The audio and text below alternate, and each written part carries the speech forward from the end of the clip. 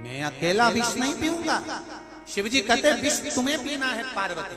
पार्वती कहती है मैं, हाँ, क्योंकि संपूर्ण परिवार का, संपूर्ण ब्रह्मांड का जो बोझ है वो माता पार्वती के ऊपर है।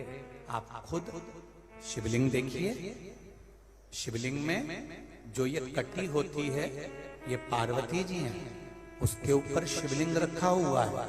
संपूर्ण 33 कोटि देवी देवता शिवलिंग में हैं और 33 कोटि देवी देवताओं को जो हाथ पर झेली हुई है वो केवल एक मेरी दुर्गा भवानी आदिशक्ति पार्वती, केवल उसके सिवा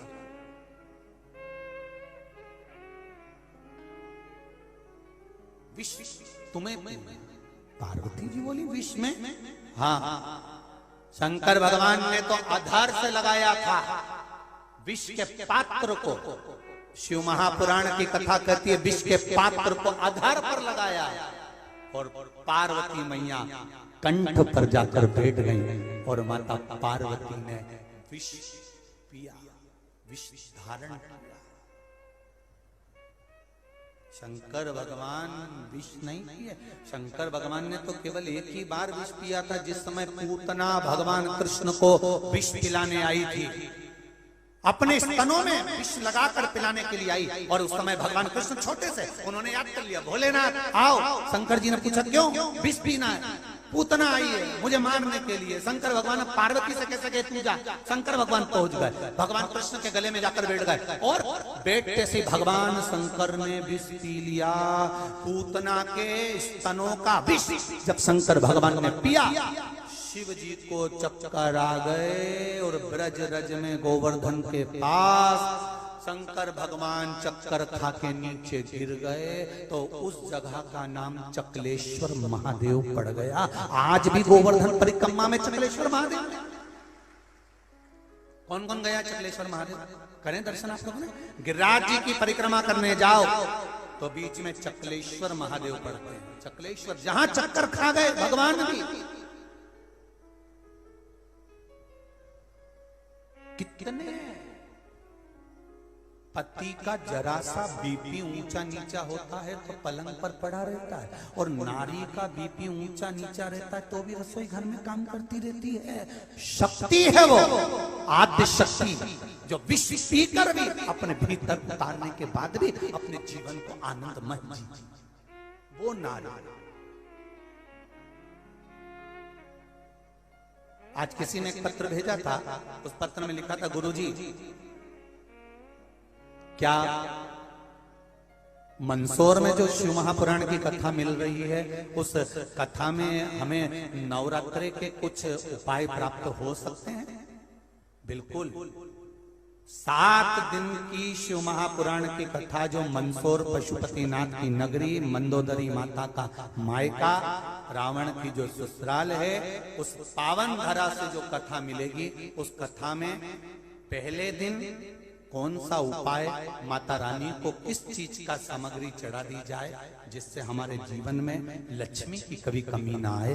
दूसरे दिन अगर शरीर में रोग आ गया, बीमारी आ गई, तो दूसरे दिन क्या चीज, उसको कथा के दूसरे दिन, तीसरे दिन रोज प्रतिदिन का वर्णन उस कथा के माध्यम से कर दिया जाएगा। जिसके यहाँ संतान नहीं होती हो, जिसके यहाँ कर्जा बढ़ रहा हो, तो उसमें प्रतिदिन उसका वर्णन आए, आप उसका स्मरण करें, उसी दिन स्मरण करें, प्राप्त होगा। प्राप्ति का केंद्र आद्य शक्ति।